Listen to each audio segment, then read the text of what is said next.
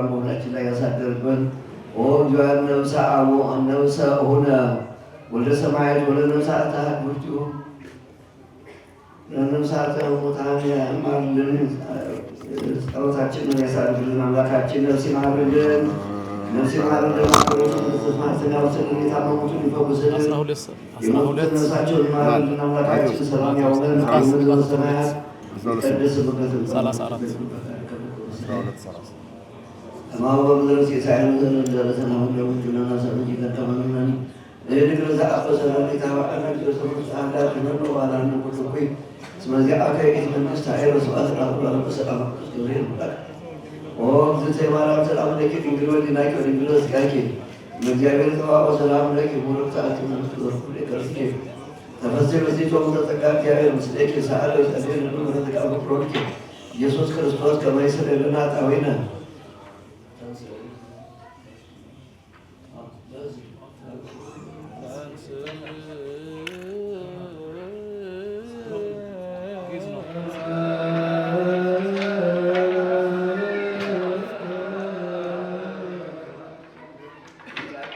እግዚአብሔር እግዚአብሔር ሳምላክ ነዘ ይለው ሙላለ ቅዱሳን ለሐዋርያት ቅዱሳን ስመዟን ነቢያት ጻድቃን ሰተራዊ አንተም ዘክሬ ወይሬው ወፈተወ እስሙ አንተም ዘትሰሙ ወይሰሙ ወለክም ሰብቷት አይንቲ ሙለሪያ ይዛኒ ከመለሰማው ከማሆ ሙለለን የረሴነ ልላነ ንስማ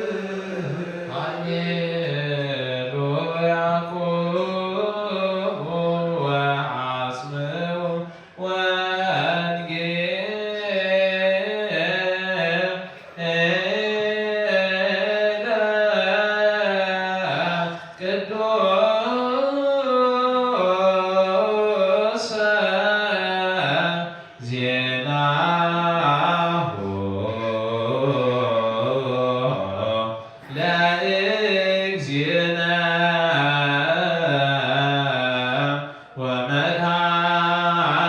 ወመድኃኒነ ኢየሱስ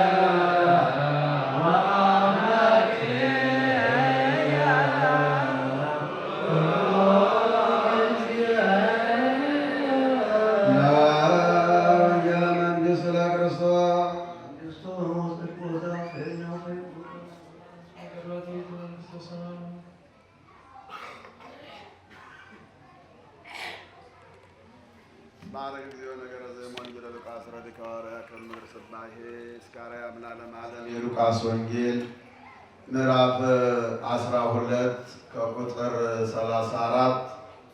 32 እስከ ቁጥር 44 አንተ ታናሽ መንጋ መንግስትን ሊሰጣችሁ የአባታችሁ በጎ ፈቃድ ነው፣ አትፍሩ። ያላችሁን ሽጡ፣ ያላችሁን ሽጡ፣ ምጽዋትንም ስጡ። ሌባ በማይቀርብበት ብልም በማያጠፋበት በሰማያት የማያልቅ መዝገብ የሚሆኑትን የማያረጁትን ኮረጆዎች ለራሳችሁ አድርጉ። መዝገባችሁ ባለበት ልባችሁ ደግሞ በዚያ ይሆናልና። ወገባችሁ የታጠቀ መብራታችሁም የበራ ይሁን። እናንተም ጌታቸው መጥቶ ደጁን ሲያንኳኳ ወዲያውኑ እንደከፈቱለት ከሰርግ እስኪመለስ ድረስ የሚጠብቁ ሰዎችን ምሰሉ። ጌታቸው በመጣ ጊዜ ሲተጉ የሚያገኛቸው እነዚያ ባሮች ብዙ ናቸው፣ ብፁዓን ናቸው። እውነት እላችኋለሁ ታጥቆ በማዕድ ያስቀምጣቸዋል፣ ቀርቦም ያገለግላቸዋል። ከሌሊቱም በሁለተኛው ወይም በሦስተኛው ክፍል መጥቶ እንዲሁ ቢያገኛቸው እነዚያን ባሮች ብፁዓን ናቸው። ይህንን ግን እወቁ፣ ባለቤት በምን ሰዓት ሌባ እንዲመጣ ቢያውቅ ኖሮ በነቃ ቤቱንም እንዲቆፈር ባልፈቀደም ነበር። እናንተ ደግሞ ተዘጋጅታችሁ ኑሩ፣ የሰው ልጅ በማታሰቡ ሰዓት ይመጣልና። ጴጥሮስም ጌታ ሆይ ይህ ምሳሌ ለእኛ ወይስ ደግሞ ለሁሉ ትናገራለህ አለው። ጌታም አለ እንኪያስ ምግባቸውን በጊዜው ይሰጣቸው ዘንድ ጌታው በቤተሰቦቹ ላይ የሚሾመው ታማኝና ልባም መጋቢ ማን ነው? ጌታው መጥቶ እንዲህ ሲያደርግ የሚያገኘው ያ ባሪያ ብፁዕ ነው። እምትለካ ሀቲካ ለሞሪት ወይም ነቢያት የጊዜ ላርዳይሁ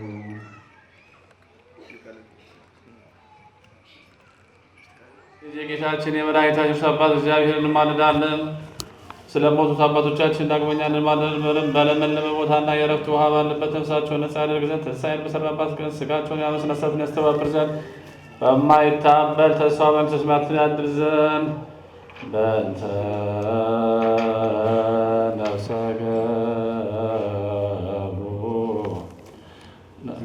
ገቡነ ወልደ ሰማዕት በእንተ ነፍሰ ገቡነ ወልደ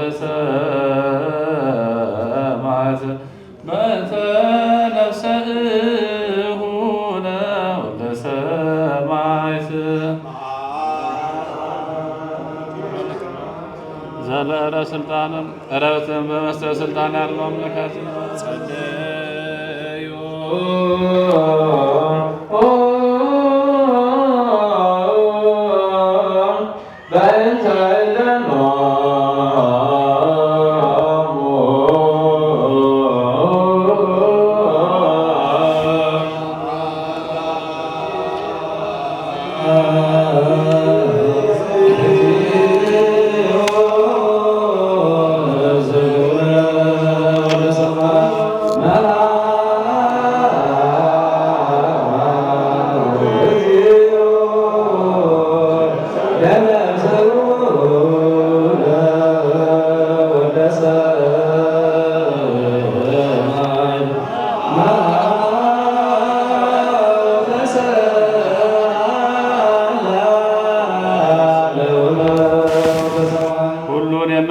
እግዚአብሔር ስለሞቱ አባቶቻችንን ለምንሃለን እንማልድሃለን። በለመለመ ቦታና የዕረፍት ውሃ ባለበት ነፍሳቸውን ነጻ ታደርግ ዘንድ ትንሣኤን በሠራህባት ቀን ሥጋቸውን ማስነሳትን ታስተባብር ዘንድ በማይታበል ተስፋ መንግሥተ ሰማያትን አድል።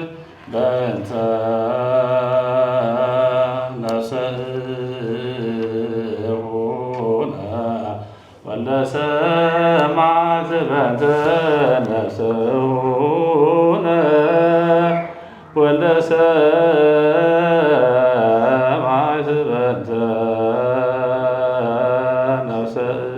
ነፍስሁነ ወልደ ሰማዕት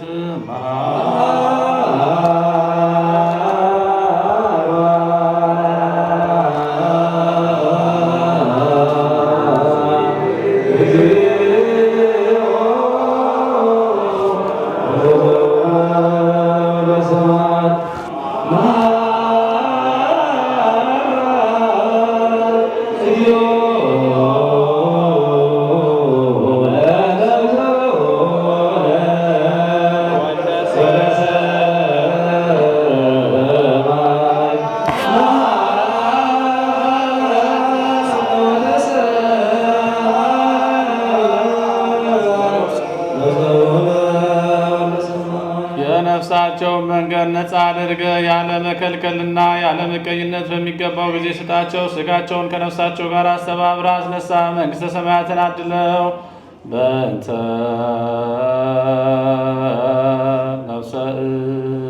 ነፍስሁነ ወልደ ሰማዕት በእንተ ነፍስሁነ ወልደ ሰማዕት በእንተ ነፍስሁነ ወልደ ሰማዕት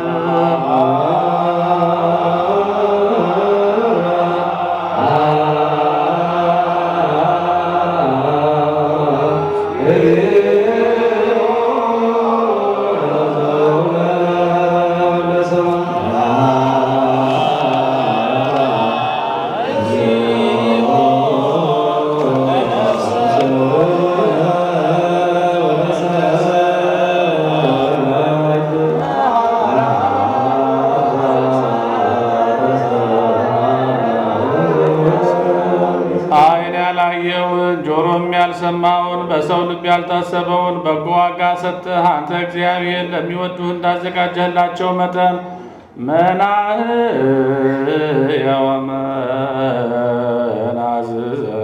ለሰብኦሙ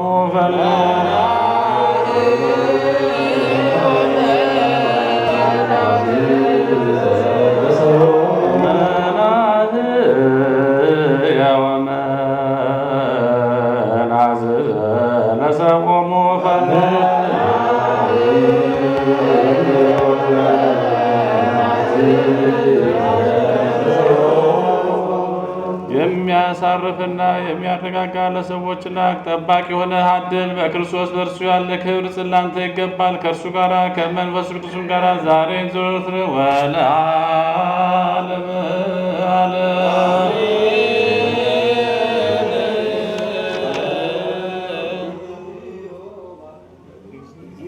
እግዚኦ መሐረነ ክርስቶስ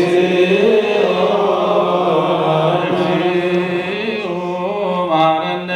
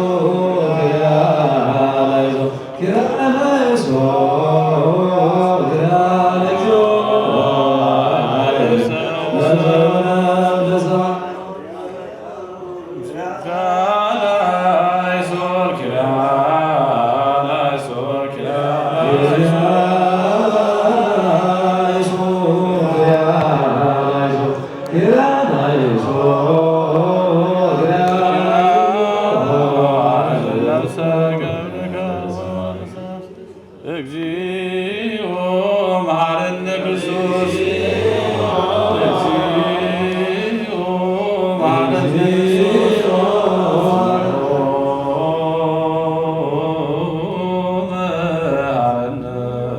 ክርስቶስ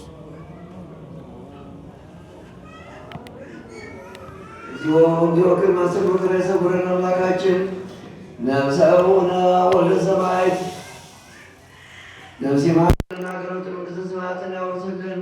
የሞቱትን ወገኖቻችንን ነፍሳቸውን ይማርልን። ሐዘንተኞችን እግዚአብሔር ያረጋጋልን። ከእመቤታችን ከቅዱሳን ረድኤት በረከት ያሳትፈን። ዘመኑን የሰላም የፍቅር የአንድነት ዘመን ያድርግልን። አምላካችን ነፍሴ ማርልን፣ ነፍሴ ማርልን፣ ነፍሴ ማርልን። አገሪቱ መንግሥተ ሰማያትን ያወርስልን። ሰላም እንዲያውለን አባታችን ሆይ ብለን ጸልይ። አባታችን ሆይ በሰማያት የምትኖር ስምህ ይቀደስ፣ እንደ ትምጣ ፈቃድህ በሰማይ እንደሆነች እንዲሁም በምድር ትሁን። የዕለት እንጀራችንን ስጠን ዛሬ፣ በደላችንን ይቅር በለን እኛም የበደሉንን ይቅር እንደምንል። አቤቱ ወደ ፈተና አታግባን ከክፉ ሁሉ አድነን እንጂ መንግሥት ያንተ ናትና፣ ኃይል፣ ክብር፣ ምስጋና ለዘላለሙ አሜን። እመቤታችን ቅድስት ድንግል ማርያም ሆይ በመልአኩ በቅዱስ ገብርኤል ሰላምታ ሰላም እልሻለሁ። በሐሳብሽ ድንግል ነሽ፣ በሥጋሽም ድንግል ነሽ። አሸናፊ እግዚአብሔር እናት ሆይ ሰላምታ ላንቺ ይገባሻል። ከሴቶች ሁሉ ተለይተሽ አንቺ የተባረክሽ ነሽ፣ የማኅፀንሽ ፍሬ የተባረከ ነው።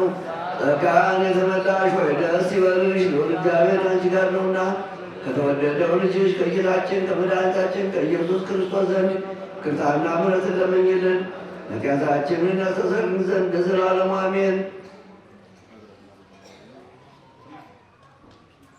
የተወደዳችሁ የእግዚአብሔር ቤተሰቦች ባለንበት አረፍ አረፍ በስመ አብ ወወልድ ወመንፈስ ቅዱስ አሐዱ አምላክ።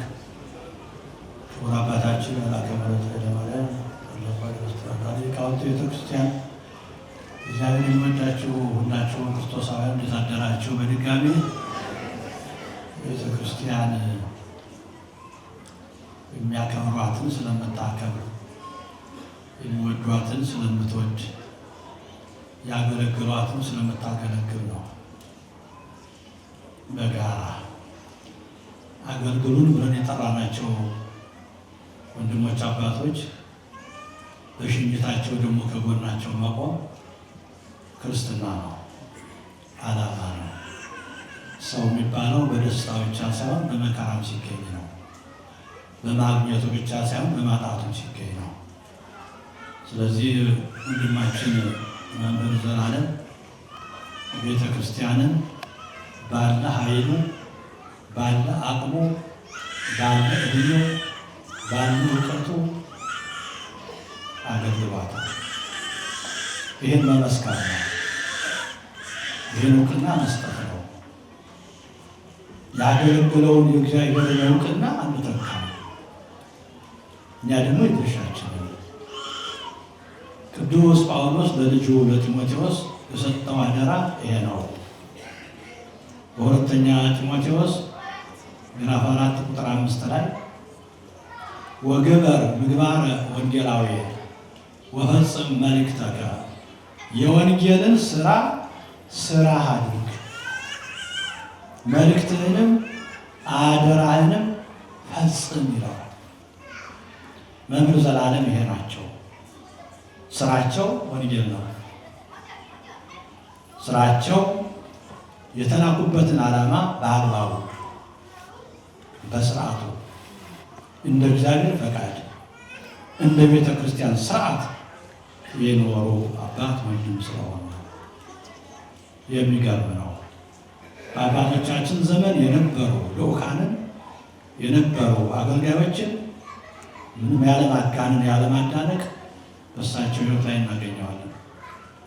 ያለማጋነን ይህን ሁሉ ዘመን ቤተክርስቲያንን ሲያገለግሉ በአባቶቻቸው ዘንድ እንኳን አንድ የማዕረግ ለውጥ አልጠየቁ።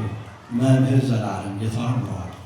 ከመምህርነት በላይ ስም የለም። በመሰረቱ መምህር ከመባል በላይ የቤተ ክርስቲያን ትልቅ ስም የለም።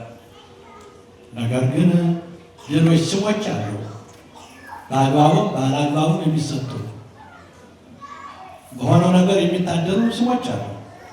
እነዚያን እንኳን አልፈለጓቸው። የሚገርም ነው። መምህር ጌታውን በቤተ ክርስቲያን ሲዘዋወሩ ትራንስፖርት፣ አበል ቤተ ክርስቲያን መምህራንን ስትጠራ አዘጋጅታ ነው። የምእመናን ቤተ ክርስቲያን ናትና፣ የእግዚአብሔር ቤተ ክርስቲያን ናትና የለፉ ወገኖችን ድካም ታውቃለችና ለትራንስፖርት፣ ለምሳ፣ ለራት ብላ አዘጋጅታ ነው የምጠራው። መምህር ዘላለም ከዚህ ከቤተ ክርስቲያን አስተዋጽኦ ከአንዱ ተጠቃሚ አይደሉም። በራሳቸው ጊዜ፣ በራሳቸው ሀብት፣ በራሳቸው የሚንቀሳቀሱ ናቸው። የድሮውን የአባቶቻችን እናገኛለን ያልኩት በዚህ ነው። ሳይነቃነቁ በቆሙበት በተተከሉበት የተገኙ እንደተተከሉ የተጠሩ ናቸው። ጅዋጅዌ ሳይጫወቱ እግራቸው ሁለት ቦታ ሳይረግጥ እጃቸው ሁለት ቦታ ሳይከንፍ በተፈጠሩባት በተወለዱባት ቤተ ክርስቲያን በተወለዱባት ኖረው በተወለዱባት ቤተ ክርስቲያን የገቡ ናቸው። ቅድም እንደተባለው ዘላዊ ደስታ። ስለዚህ ብዙ ማለት ይቻላል። እናንተንም ማድከም ነው። ደሳቸውን ከዚህ በላይ ግብአትነቱ ይህን ያህል ነው። እግዚአብሔር በአባቶቻችን አጠገብ ነፍሳቸውን ያኖርልን። ወገኖቻቸውን ያዘኑትን የሥጋ ቤተሰቦቻቸውን የመንፈስ ቤተሰቦቻቸውን እግዚአብሔር ያጽናናልን።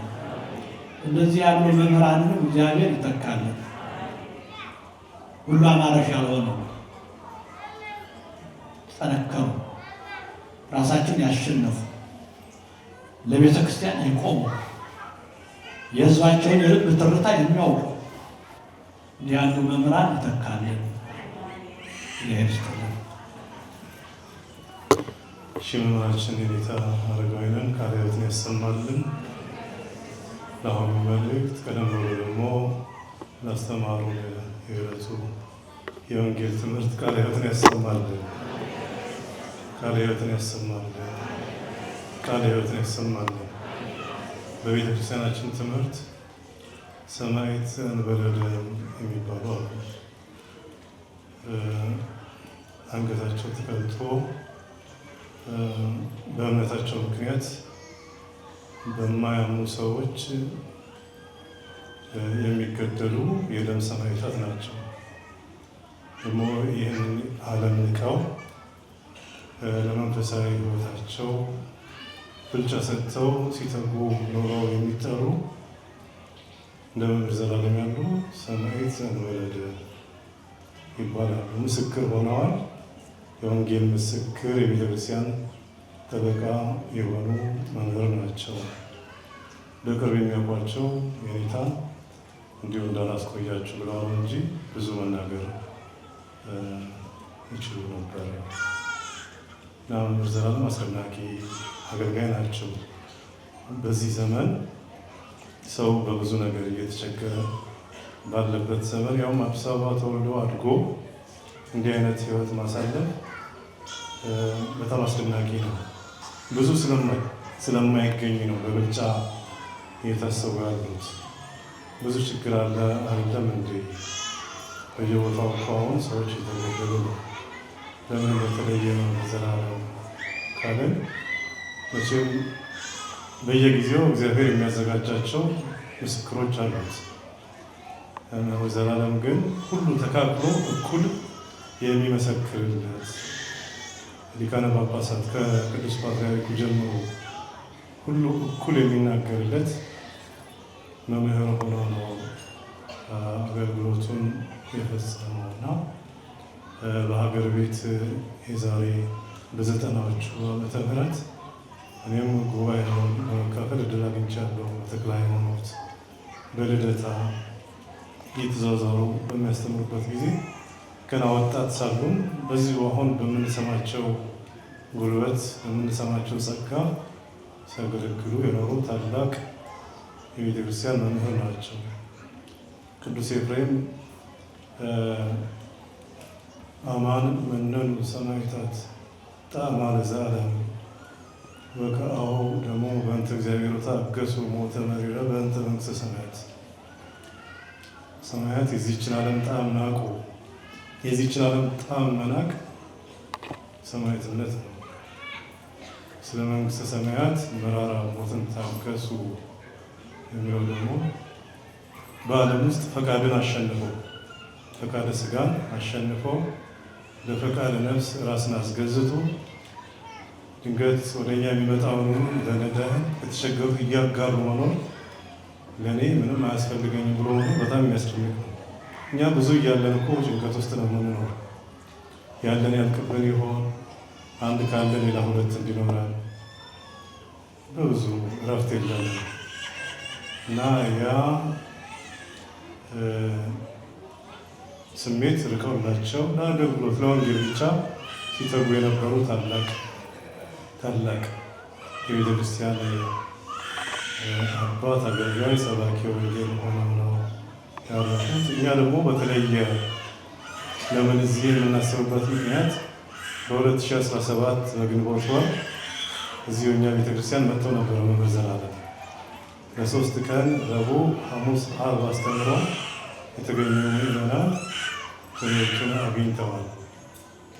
ደግሞ ታሪካቸውን ሲነገር እንደሰማ ነው በየቦታው ብዙ ቤተክርስቲያኖችን አሳንጸዋል፣ አስተባብረው ችግረኞችን ረድተዋል። ከእኛም ቤተክርስቲያን ታሪክ ጋር የተያያዘ ነገር አላቸው። ይህንን ህንፃ የገዛ ነው በ2017 ነው እና መጥተው የሚያስተማሩት 2017 ነው። እግራቸው እርጥብ ነው ማለት ነው። ልክ መጥተው ባስተማሩበት ዘመን እግዚአብሔር ይህንን ትልቅ ህንፃ ለቤተክርስቲያን የሰጠበትም ዓመት ነው እና ገዳም ናቸው ማለት ነው እና መጥተው ስላገለገሉ መካከላችን ሰው ተቀብሎ እግዚአብሔር ይስጥልኝ ሳይል ቢቀር ይነቀፋል። ለዛ ነው ስላበረከቱት አገልግሎት ለእኛም ስላካፈሉ ቅዱስ ወንጌል አንበሳ ዓመትን መታሰቢያ ለዘላለም በቤተክርስቲያን የሚኖር ነው። ስልክን የሚያደርጉ ሰዎች መታሰቢያችን በቤተክርስቲያን ለዘላለም ነው። ዳዊት በመዝሙር 115 ቁጥር 15 ላይ እንደነገረ መታሰቢያቸው ለዘላለም ነው። አሁን ግን በአባታቸው እቅፍ ከቅዱሳኑ ጋር በምስጋና እንዳሉ ስናስብ ደግሞ እንበረታለን፣ ደስ እንሰኛለን። እረፍት ነው እና ይህንን ለመዘከር ነው። እግዚአብሔር ሁሉም በፈቀደ በወደደ አደረገ። እኛ ደግሞ ላለን በዚህ በዓለም ውስጥ ላለን ሰዎች ኦርቶዶክሳውያን ክርስቲያኖች ሌላ መምህር በቦታቸው አብዝቶ ተክቶ እንድንማር የአምላክ ፈቃዱ ይሁንልን። ቀሪም ጊዜያችን ይባርክልን፣ ይቀድስልን። በሀዘን ውስጥ ያሉ እናቱ ወንድሞቹ ወንጌላውያን ወንድሞች አሉት። እነሱንም መላ ኦርቶዶክሳውያንን መጽናናትን ያድልልን። በስብሐት ለእግዚአብሔር።